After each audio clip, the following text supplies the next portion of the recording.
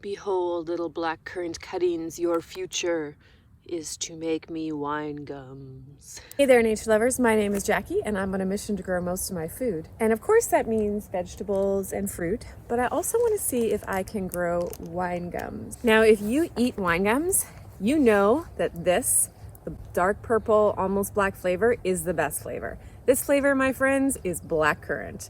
And today we're gonna pot up 20 blackcurrant cuttings to make 20 blackcurrant plants so that I can start growing these flavorful little berries that are gonna help me make blackcurrant wine gums and fruit leather and juice and all the good stuff of this delicious flavor of wine gum. So let's get started. Now, I already have 2 blackcurrant plants here that I bought last year. And I'm really hoping that they have a little bit of growth spurt because I can't exactly take cuttings from them quite yet. And then I have another one over here, which is a Ben Conan, and same thing, like I'm really hoping they have a bigger growth spurt.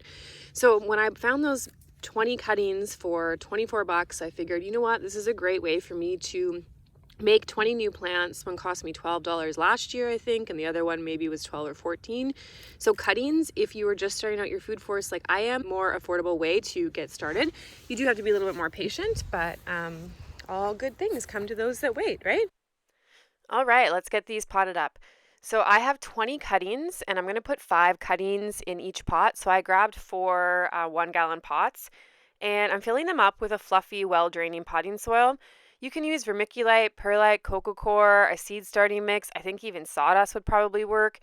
But I have a well-draining potting soil on hand, and that's what you want, is something that will drain well, so that's what I'm going to use. You could also stick them in the ground if you've got really great soil, but I do not, so I'm using the potting mix.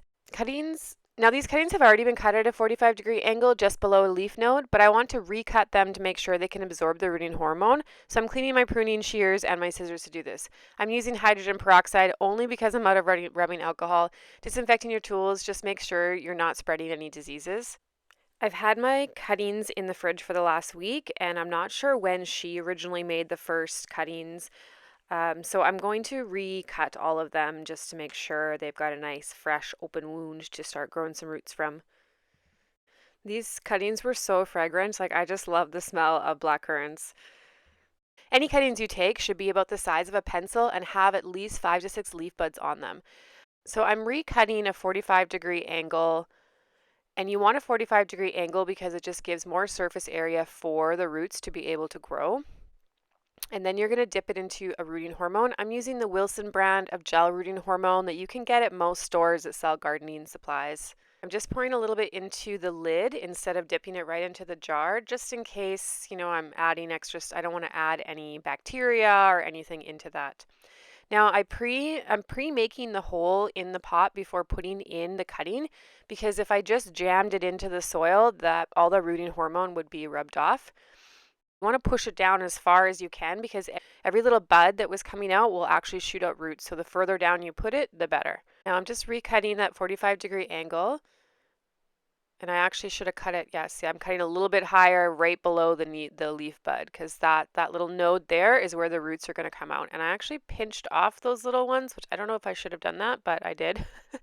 And then you scrape the sides, and just scraping the sides again is just going to give it more encouragement to shoot out roots, to repair itself. You don't really need to do this step, but I figured I may as well. Then I dip it in the rooting hormone. And then pop it into your pre-made hole as far down as it can go. And that's really all there is to it. Now you just got to keep repeating this process until you have all of your cuttings potted up. Don't forget to label your cuttings. I like to cut up plastic yogurt container lids to use as labels. This just saves me from having to buy more plastic and helps me reuse the stuff that I already have. Then you need to water your cuttings well and keep them in a warm, sunny location. You can cover the pots with a plastic bag to increase the humidity. My plan is to make a cold frame and put them inside the cold frame for a few weeks until the weather warms up.